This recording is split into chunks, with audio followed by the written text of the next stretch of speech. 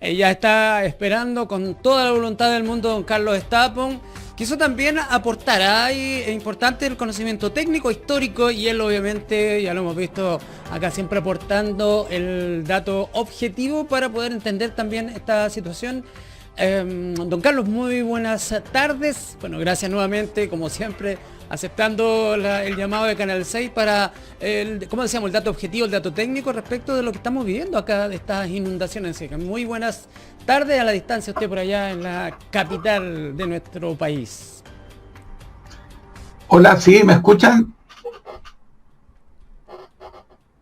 Hola.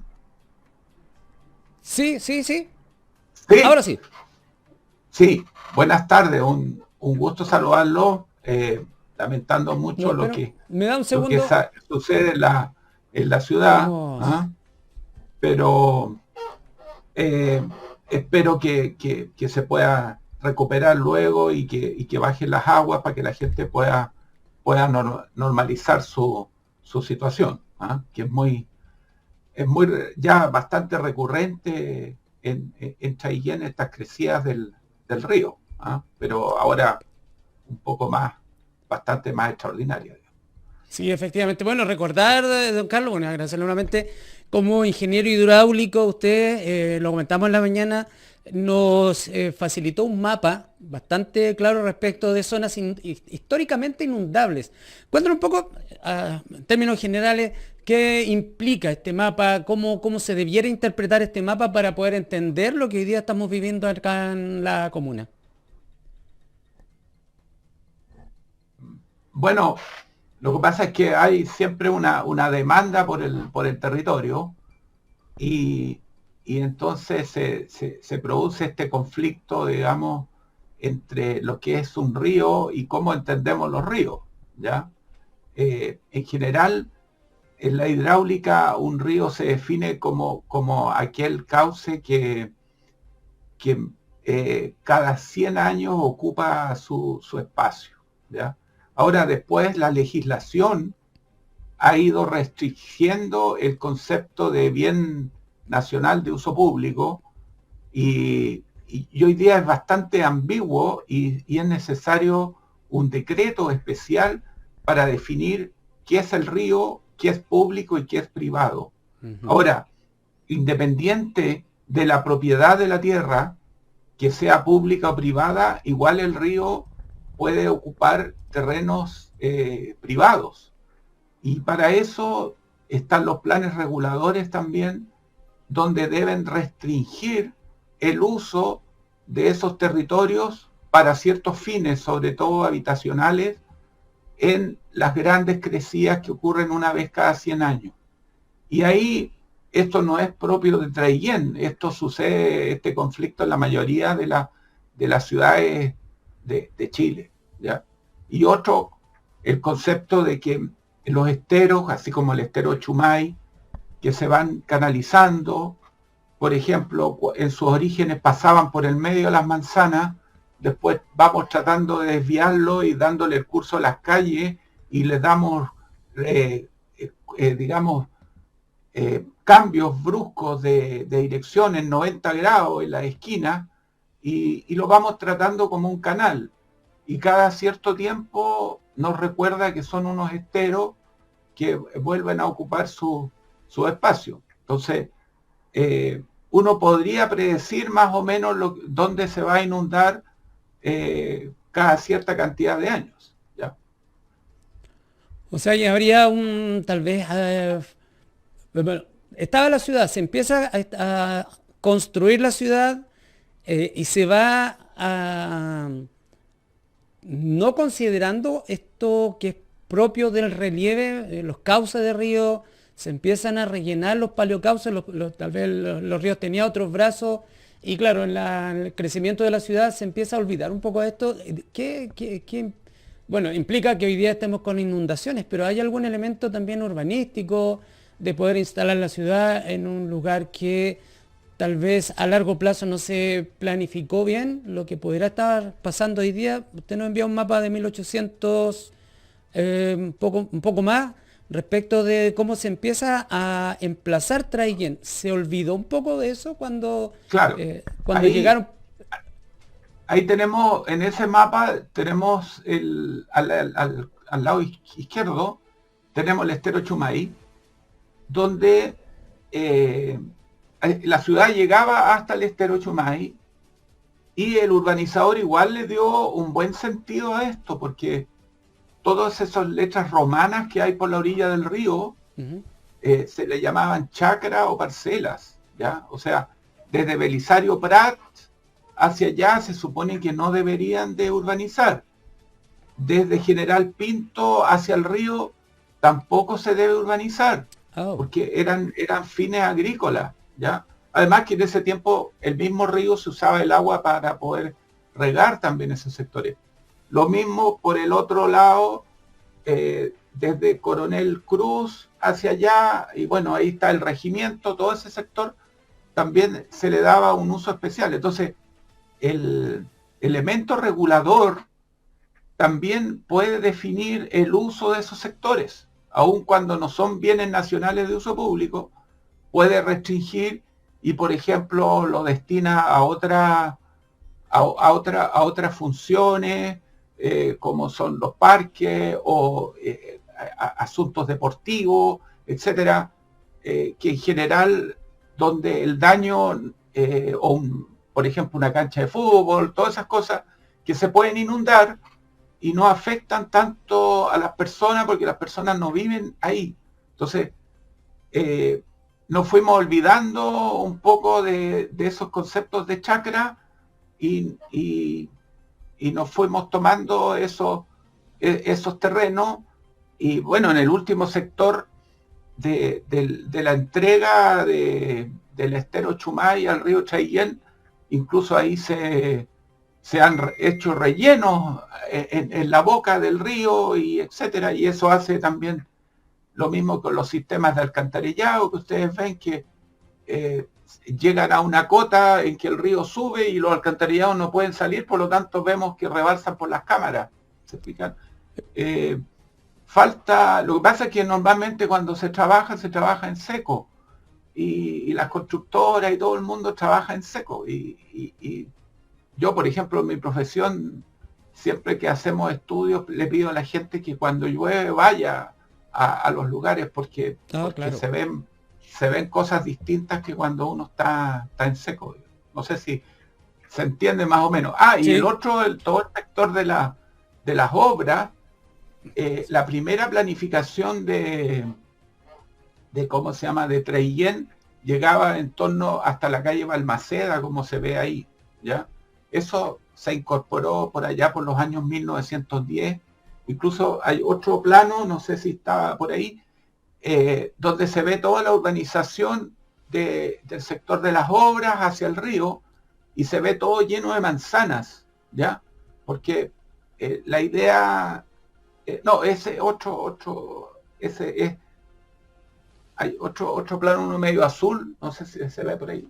Ah, Eh, uno cuadriculado azul, sí, es como... sí, ahí vemos que eso. todo ese. Eh, hay otro más grande, no sé si está, pero bueno, pero ahí se ve en la calle Pisagua, Iquique, eso. Ahí toda esa lengua que es paralela a la vuelta del ferrocarril, todo el barrio de las obras lo ven ustedes urbanizado hasta el río. Pero este plano es más o menos de 1910.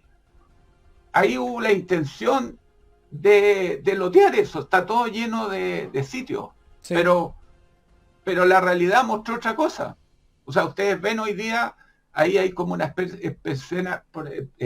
especie de parcela donde las manzanas completas tienen un solo propietario. Ujú. Eh, Eso fue incompatible con la realidad. O sea, hubo la intención de urbanizar todo eso, pero no funcionó. Y ahora, con los años, eh, que últimamente a lo mejor no han habido tantas crecidas, nos vamos olvidando y el barrio de las obras le subimos el estándar. Se pavimentaron calles, se han mejorado, ha habido un interés, es una zona bastante bien ubicada, pero está bajo la cota del río. Por lo tanto, cada cierta cantidad de años, como digo yo, hay que tener una memoria de 100 años, va a ocurrir ese problema, ¿ya? Ahora, a lo mejor nosotros lo podríamos permitir, pero esos lugares tendrían que estar rellenos de tal forma de que cuando venga esta crecida no llegue a los cimientos de las casas, etcétera. Pero es un tema donde la autoridad tiene que decir algo. Desde su perspectiva técnica, obviamente, el agua es controlable, porque veo el caso de... Se construyó para poder controlar el estero Chumay, pero en los puntos, en las esquinas de Pinto con Rivero, bueno, abajo también, todo ese flujo siempre está con problemas. En cada esquina, de hecho, lo más probable es que hasta ahora con la lluvia fluye el agua. ¿Se puede controlar el agua? ¿Puede encauzarse o siempre vamos a tener estos problemas? Eso uno. Y por el otro lado, los vecinos piden medidas de mitigación, tanto en el borde río como, por ejemplo, en la obra, tratar de rellenar aún más. ¿Es suficiente ese tipo de medidas? ¿Y cómo funciona el agua? ¿Se puede controlar, como ejemplo, el estero Chumay, que siempre está fluyendo y siempre está desbordando? Claro, bueno, en hidráulica siempre los cambios bruscos de dirección no son buenos y son los puntos más vulnerables, porque el agua cuando dobla, igual que como tenemos un auto, tenemos que doblar el volante y tenemos que forzar los brazos. O sea, necesita un gasto de energía adicional el agua para doblar, ¿ya? Entonces todos esos sectores hacen que pueda desbordar. Y lo otro que, claro, el estero está revestido con gaviones. Uh-huh. Depende de la rugosidad, cómo se peralta el nivel del agua. Entonces, indudablemente que ese estero está como al límite y hay sectores, de repente, por ejemplo, se encuentra con un puente que tiene una viga. Correcto. Y ahí al tiro puede ocupar medio metro de la altura y se desborda. O sea, en todo caso, yo veo que el estero Chumay se ha mejorado, pero todavía falta hacer mejora y el problema es que el estero Chumay en algunos sectores va por el interior de las casas, de los sitios. Entonces, incluso hay veces que las casas están muy cerca, etcétera. Ahora, todo lo que el estero Chumay vaya por el borde de las calles, yo creo que es lo más fácil de solucionar, porque siempre va a tener ahí un espacio para que la autoridad pueda trabajar. Ya, don Carlos, como pero para... ahora hay que sacarle la foto, los técnicos de la municipalidad tienen que ir ahí, sacarle la foto y saber dónde está el problema. O sea, a veces son pequeños problemas y no tan grandes inversiones que solucionan algunas cosas. Y bueno, lo que es borde río, para ir terminando, lo que es borde río siempre, ¿qué medidas tal vez se podrían implementar para evitar esto? ¿O es imposible y el río siempre va a retomar el cauce y va a desbordar a las casas que están alrededor? ¿O no construir simplemente al borde del río? Claro, el borde río no deberían emplazarse poblaciones densas, digamos, en ese sector. Esa debería ser la recomendación.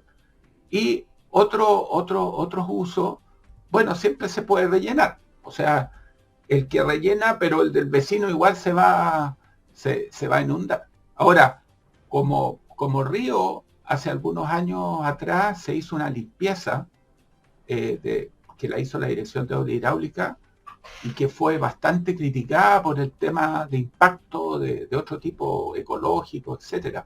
Entonces, de nuevo empieza la competencia, ¿ya? Entre la ecología y la técnica y la ingeniería. Pero en esa oportunidad, que ya han pasado, no sé, 10 años, creo que fue bastante eficiente esa limpieza que se hizo del río. Pero fenómenos tan grandes como este, yo creo que son inevitables que el río tome su tamaño, digamos, ¿eh? Don Carlos, lo último, Europa mira hacia su río, vive con el río, lo incorpora. Traillén ha logrado eso, mira a las espaldas del río, lo deja así marginado como el hermano no querido. ¿Cómo poder integrar el río a la ciudad? Pensando en estas ciudades europeas que siempre están vinculados al río en cada uno de los sectores allá en el antiguo continente. Sí, bueno, el alcalde tiene una idea de hacer una costanera. Siempre encuentro yo que esa es la mejor forma de entregarle el río a la población, porque la mayoría vemos el río, no sé, en el balneario o lo tenemos que ir a mirar a un puente, ¿ya? Entonces, las costaneras encuentro yo, así como por ejemplo hay una costanera en Valdivia, que ustedes a lo mejor piensan que siempre Valdivia tuvo costanera, no. Incluso hay una parte que tuvieron que destruir hasta una parte de un cementerio para hacer la costanera en Valdivia. O sea, antiguamente no se tenía ese concepto urbanístico de dejar una costanera junto a los ríos. Así que, y una costanera, si se inunda, yo encuentro que no produce grandes problemas, porque después viene la crecida, se limpia y se puede volver a usar. Así que eso, yo he tenido la posibilidad hace años atrás de estar en Denver, donde también el río estaba escondido y se empezó a mostrar a la ciudad. Así que hoy día los conceptos más modernos son convivir con el río y mostrarlo a la ciudad. Así que yo por lo menos una costanera sería maravilloso. Y ojalá que el plan regulador, entiendo que está recién aprobado, sí, pero parece que no tiene costanera. Chuta. Don Carlos, un gusto nuevamente tenerlo ahí, poder conversar con usted, con el dato, ya lo vemos, técnico, histórico, que siempre es importante para entender cómo estamos viviendo esta realidad y, como usted bien dice, la experiencia y tener esta mirada tal vez un poco más a largo plazo en términos de cómo estamos emplazando, estamos haciendo urbanismo acá en la comuna de Traillén. Que tenga muy buenas tardes y bueno, estamos ahí atentos a cualquier otra cosita para poder molestarlo. Buenas tardes. Gracias a ustedes. Ahí teníamos, como siempre, la voz autorizada de don Carlos Stapon para poder analizar la mirada técnica de los cursos de agua y de qué manera nos integramos al río, a la ciudad. Y ahí mencionó algunas ideas que esperamos se puedan materializar y poder tener este vínculo más cercano con este espacio.